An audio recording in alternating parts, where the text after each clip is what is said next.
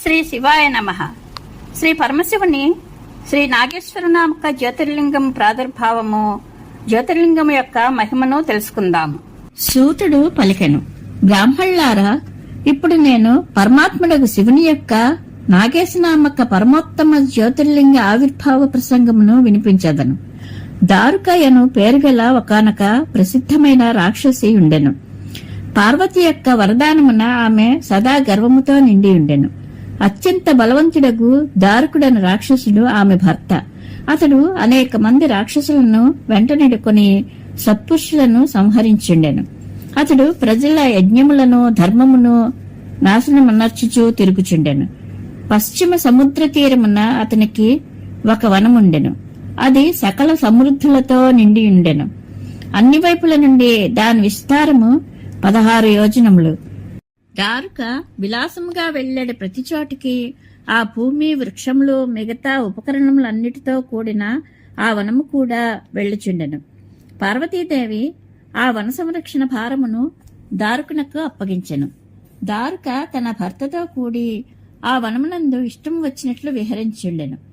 రాక్షసుడకు దారుకుడు తన పత్నితో అచ్చటి నుండి అందరినీ భయపెట్టుచుండెను. అతనిచే పీడితులైన ప్రజలు ఔర్వక మహర్షిని ఆశ్రయించిరి. ఆయనకు తమ దుఃఖమును వినిపించిరి. ఔర్వుడు శరణాగతులను రక్షించుటకు రాక్షసులనిట్లు శపించెను. ఈ రాక్షసులు భూమి మీదనున్న ప్రాణులను హింసించినను లేక యజ్ఞములను ధ్వంసం చేసినను అదే సమయమున తమ ప్రాణములను పోగొట్టుకొందురు. దేవతలు ఈ విషయములను వినిరి. వారు దురాచారులకు రాక్షసుల మీద దాడి చేసిరి. రాక్షసులు వ్యాకులతకు లోనైరి. వారు యుద్ధమునందు దేవతలను సంహరించినచో ముని యొక్క శాపమున స్వయముగా చనిపోయెదరు. ఒకవేళ చంపకపోయినచో పరాజితులై ఆకలితో చనిపోవుదురు.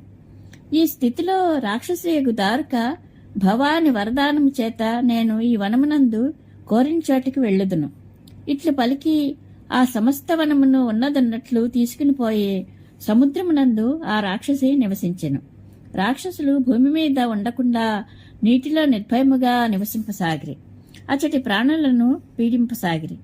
ఒకసారి చాలా నావలు అచ్చటికి వచ్చినవి. ఆ నావల నిండా మనుష్యులు ఉండిరి. రాక్షసులు అందులో కూర్చుని ఉన్న ప్రజలందరినీ బందీలుగా పట్టుకొనిరి. గొలుసులతో కట్టేసి కారాగారం నందు పడవేసిరి.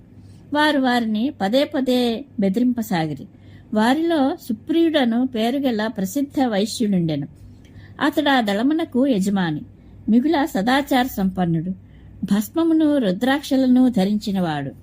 భగవంతుడగు శివుని పరమభక్తుడు. సుప్రియుడు శివుని పూజించకుండా భోజనము చేసేటివాడు కాదు. అతడు స్వయముగా శంకర్ని పూజించుండెను. చాలా మంది తన స్నేహితులకు కూడా శివపూజను నేర్పించెను. తదుపరి అందరూ నమశివాయ మంత్రమును జపించుచు శంకర్ని ధ్యానింపసాగిరి. సుప్రియునికి భగవంతుడు శంకర్ని దర్శనం కూడా ప్రాప్తించుండెను. దారుకునికి ఈ విషయము తెలియగానే అతడు సుప్రియుని దగ్గరకు వచ్చి బెదిరించెను. అతని వెంటనున్న రాక్షసులు సుప్రియుని చంపుటకు పరుగెత్తుచూ వచ్చిరి. ఆ రాక్షసులు వచ్చుటను చూసి సుప్రియుని నేత్రములు భయముతో కంపించుండెను. అతడు మిగులా ప్రేమతో శివుని చింతన చేయుచు ఆ స్వామి నామమును జపించసాగెను. వైశ్యపతి పలికెను, దేవేశ్వర శంకర, నన్ను రక్షింపుము. కళ్యాణప్రదుడవగు త్రిలోకనాథ, దుష్టులను సంహరించువాడా, భక్తవత్సలుడవగు శివ, మమ్ములను ఈ దుష్టుని నుండి కాపాడుము. దేవా, ఇప్పుడు మీరే నా సర్వస్వము. ప్రభు, నేను నీ వాడను, నీ అధీనముననున్నాను. నీవే సదా నా జీవము, ప్రాణము. సూతుడిట్లు చెప్పెను. సుప్రియుడిట్లు ప్రార్థించగా భగవంతుడగు శంకరుడు ఒక బిలము నుండి బయటికి వచ్చెను. ఆ స్వామి వెంట 4 ద్వారములు గల ఒక ఉత్తమ మందిరము కూడా ప్రకటితమయ్యెను.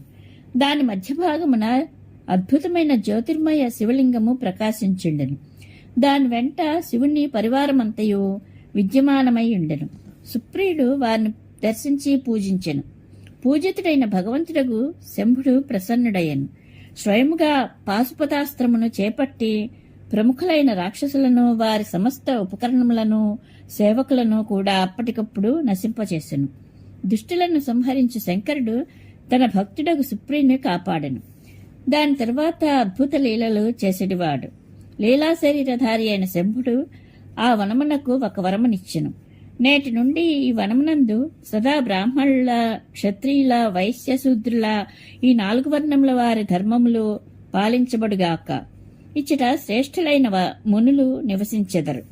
తమోగుణయుక్తులకు రాక్షసులు ఇక ఎప్పుడునూ ఇచ్చట ఉండలేరు.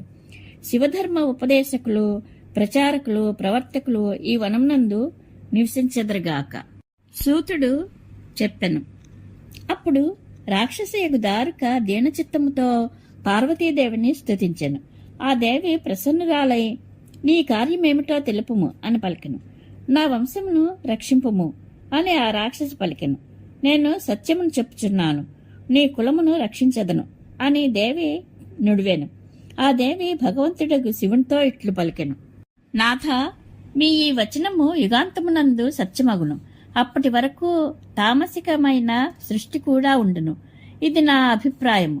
నేను కూడా మీ దాననే, మీ ఆశ్రయముననే బ్రతుకుచున్నాను కనుక నా మాటను కూడా సత్యము చేయము. ఈ రాక్షసి దారుకాదేవి నా శక్తియే. రాక్షసులందరిలోనూ బలము కలది కనుక ఈ రాక్షస రాజ్యము ఏమియే పాలించవలను. ఈ రాక్షస పత్నులు పుత్రులకు జన్మనిచ్చెదరు. వారందరూ కలిసి ఈ వనమునందు నివసించెదరు. ఇది నా కోరిక. శివుడు పలికెను. ప్రియురాల, నీవిట్లు పలికినచో నా వచనమును వినుము. నేను భక్తులను పాలించుటకు సంతోషంతో ఈ వనమున నివసించెదను. వర్ణధర్మ పాలనయందు తత్పరుడైన పురుషుడు భక్తి శ్రద్ధలతో నన్ను దర్శించును. అటువాడు చక్రవర్తియగును. కలియుగాంతమున సత్యయుగము ఆరంభమునందు మహాసేనుని పుత్రుడు వీరసేనుడు రాజులకు రాజగును. అతడు నాకు భక్తుడై అత్యంత పరాక్రమవంతుడగును.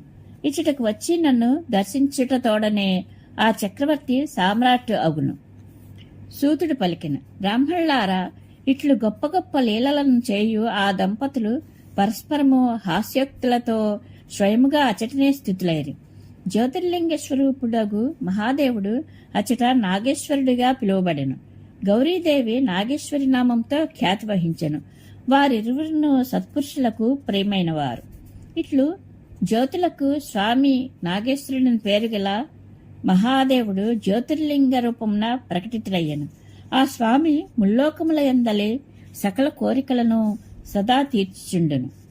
ప్రతిదినము భక్తి శ్రద్ధలతో నాగేశ్వర ప్రాదుర్భావ ప్రసంగమును వినడి బుద్ధిమంతుడగు మానవుని మహాపాతకములు నశించును. అతని సకల మనోరథములు ఈడేరును అని సూతుడు సౌనకాదృశులకు తెలిపెను.